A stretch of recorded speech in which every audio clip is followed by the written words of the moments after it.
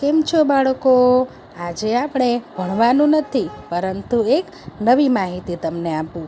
આ ફોટાની અંદર તમને એક દાદા બતાય છે ને, એનું નામ તમને આવડે છે? ચલો હું કહી દઉં. આ છે ગાંધી બાપુ. ગાંધીજી એટલે કે આપણા રાષ્ટ્રપિતા. આજે 2 ઓક્ટોબર એટલે કે ઓક્ટોબર મહિનાની 2 તારીખે ગાંધીજીનો જન્મ થયો હતો. ગાંધીજીનો જન્મ પોરબંદરમાં થયો હતો. ગાંધીજીના પપ્પાનું નામ કરમચંદ હતું. આપણે બધા એને ગાંધી બાપુ કહીએ, પરંતુ એમનું નામ હતું મોહનદાસ કરમચંદ ગાંધી. આ ગાંધીજી જ્યારે નાના હતા ને ત્યારનો આ ફોટો છે. હવે ગાંધીજી નાના તમારી જેવડા હતા ત્યારે એને અંધારામાં બહુ ડર લાગતો હતો. એ ક્યાંય એકલા જતા નહીં. હવે એકવાર એના ભાઈબંધોની સાથે એ રાજા હરિશ્ચંદ્રનું નાટક જોવા જાય છે. રાજા હરિશ્ચંદ્ર જીવનમાં ક્યારેય ખોટું બોલતા નથી. એનું આખું રાજ્ય ચાલ્યું જાય છે, બધું દોલત ચાલી જાય છે, છતાં એ ખોટું બોલતા નથી. તો ગાંધીજીને આ નાટક જોઈ અને પછી એના જીવનમાં એણે ક્યારેય ખોટું ન બોલવાનો નિર્ણય લીધો. જો તમારી જેવડા નાના એવા જ છે ને, ત્યારથી ગાંધીજી હંમેશા સાચું જ બોલતા. પછી જ્યારે ગાંધીજી મોટા થઈ ગયા ત્યારે એને વકીલ બનવા માટે વિદેશમાં એટલે કે દક્ષિણ આફ્રિકાની અંદર વકીલનું ભણવા ગયા. ત્યાં ભણતા હતા ત્યારે તેમણે જોયું કે ભાઈ કાળા લોકો અને ગોરા આ બંનેની વચ્ચે ભેદભાવ રાખવામાં આવતો. કાળા લોકો એ ગોરા લોકો કરતાં નીચા ગણવામાં આવતા હતા. ત્યાં પણ ગાંધીજીએ કાળા અને ગોરાનો રંગભેદની નીતિ દૂર કરી. પછી જ્યારે એ વકીલ બની ગયા ત્યારે ભારતમાં પાછા આવ્યા. હવે એણે ભારતની અંદર જોયું તો કે ભાઈ બધી જગ્યાએ ગરીબી છે, લોકો ખૂબ ગરીબ છે.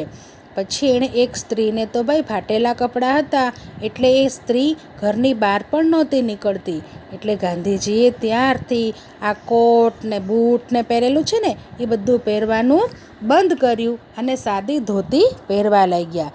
જો આ ફોટામાં તમને બતાય છે ને, ત્યારબાદ ગાંધીજી આવા સાદા કપડાં પહેરવા માંડ્યા અને એમણે નિર્ણય લીધો કે જ્યાં સુધી મારા ભારત દેશની અંદર દરેક નાગરિકને પૂરતા કપડાં નહીં મળે ત્યાં સુધી હું પણ આવા પૂરતા કપડાં પહેરીશ નહીં. એટલે એ ધોતી અને ઉપર આવી રીતે એક ઓઢણું રાખતા. બહુ ઠંડી પડે, બહુ વરસાદ આવે તો પણ ગાંધીજી આવા જ કપડાં પહેરતા. હવે ભાઈ આ ગાંધીજી છે એ શું કરે છે તો કે ગાંધીજીના હાથમાં ચરખો છે. ચરખાની અંદર કાપડ બને. હવે આપણે જો વિદેશથી કાપડ લાવીએ તો આપણા દેશના પૈસા છે એ વપરાઈ જાય. એટલે ગાંધીજીએ આપણને આપણા દેશની જ વસ્તુ વાપરવાની શીખવ્યું. એટલે કે આ ચરખાની અંદર એના તાર છે એને વણી અને ગાંધીજી કાપડ જાતે બનાવતા અને આપણને શીખવ્યું કે આપણે પણ વિદેશની વસ્તુઓ લેવાની નથી. આ ગાંધીજીનું આશ્રમ છે. ગાંધીજી છે એ અમદાવાદની અંદર સાબરમતી આશ્રમની અંદર રહેતા હતા. ખૂબ જ સાદાઈથી પોતાનું જીવન ગુજારતા હતા. નાનકડી એવી પેન્સિલનો ટુકડો પણ એ જવા દેતા નહીં. અને કોઈ પણ નકામી વસ્તુ હોય, નાનો કાગળ હોય તો પણ એને સાચવીને રાખતા. પોતે પણ સ્વચ્છ રહેતા, પોતાનું આશ્રમય ચોખ્ખું રાખતા અને જાતે સફાઈ કરતા. કોઈ નોકર પાસે સફાઈ કરાવતા નહીં. અહીંયા તમને 3 વાંદરા બતાય છે ને, આ ગાંધીજીના 3 વાંદરા છે.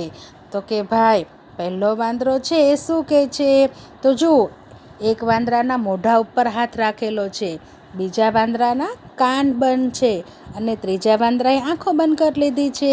તો આ શું કહે છે કે ભાઈ ખોટું બોલવાનું નહીં, ખોટું સાંભળવાનું નહીં અને ખોટું જોવાનું પણ નહીં. તો ગાંધીજીના 3 વાંદરા આપણને શીખવે છે કે આપણે ખોટું બોલશું નહીં, કોઈની ખોટી વાતો સાંભળશું પણ નહીં અને કોઈનું ખોટું કામ થતાં જોશું પણ નહીં.